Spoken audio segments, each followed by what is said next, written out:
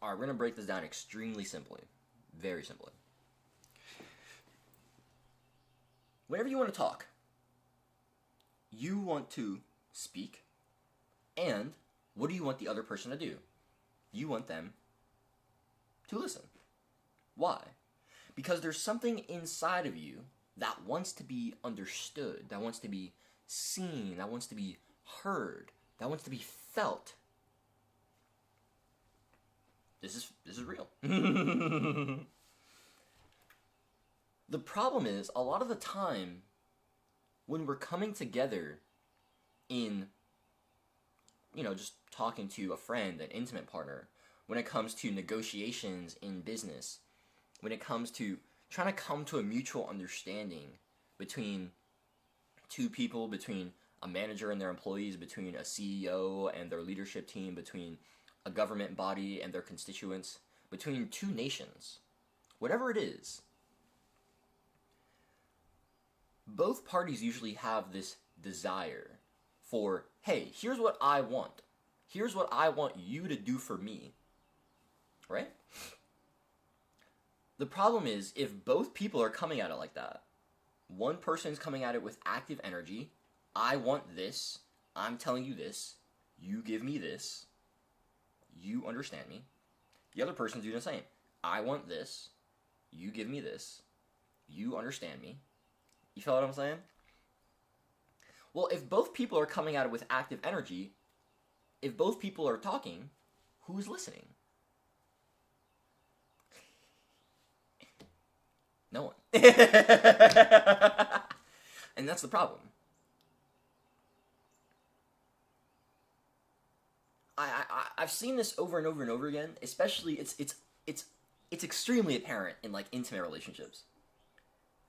Men and women both want each other to understand them, right?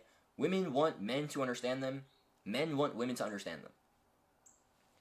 The problem is, what that means is you're outsourcing, and you're waiting for some other person, some other party, to feel some kind of way or to understand something before you can change, before you can have what you want. Usually that keeps you in like a victim role where you actually don't even have any agency to create the change you want. So, fuck that.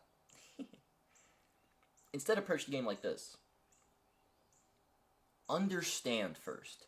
Seek to listen before you yap. Seek to hear, to feel, to really understand, to really see, not just physically, to really hear, and not just physically hear, but to see and hear on an emotional level, on a mental level, on a spiritual level. To see not just what's on the outside, but what's on the inside. Because if you can understand something's interiority, if you can understand someone's interiority, their mind state, their emotional state, their vision, their desires, their fears, their pains, their anxieties, their stresses. If you can understand these things, you can understand their inner world. And if you can understand their inner world, you can actually address their desires properly. Isn't that crazy? It's like, if your girl is telling you, hey, I really wish you took me out more. I really wish you made me feel more beautiful. Now, if you immediately were like, oh, I take you out all the time and I call you beautiful and blah, blah, blah, blah, blah, blah, blah, blah. Is that receptive energy? Is that taking in? Is that hearing and listening and understanding? No. That's deflectiveness. That's projecting. That's, oh no, I'm getting my fucking personality and my identity threatened, and I'm feeling bad about being a partner. Let me project. Let me guilt trip my partner. The fuck? This is the ego. This is what it does, right? When it feels threatened, it attacks. Cut that shit out. Cut out these unconscious egoic communication tactics. That shit is whack. Let's be conscious communicators. You know what I mean? And conscious communication starts with understanding the fundamental polarity of communication. Active, receptive. Talking, listening. Wanting to be understood, wanting to understand. I promise you, if you address life more with, less with I want to be understood and more I want to understand others, it's going to be so much better, I promise. Because the thing is, you're going to be able to get what you want. Because when someone feels heard and accounted for, and that person is aligned with you, your desire becomes their desire. Why?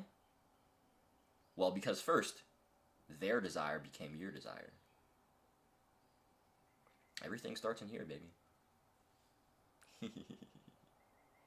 If you'd like to hire me for my interior translation services or my relational systems interpretation services, either me specifically for my one-to-one advisories or a one-time execution for the guild, or you'd like to keep the guild on retainer as your relational systems, your unbiased relational systems interpreter and mediator, you can book a 15-minute polymath consult with me, or you can email me, shoot me a DM on LinkedIn.